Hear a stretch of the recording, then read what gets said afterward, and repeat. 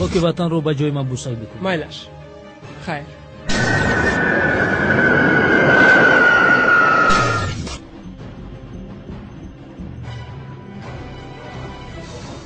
گوش میکنم. آدم دودویچ، من از فرودگاه بیرون شدم.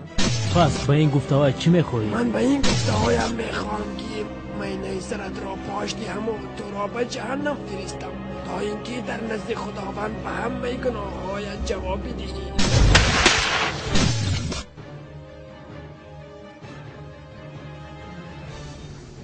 تشکر خدم دودویچ. از این روز اعتباراً همکاری را با قدم دادویچ قد می نماییم.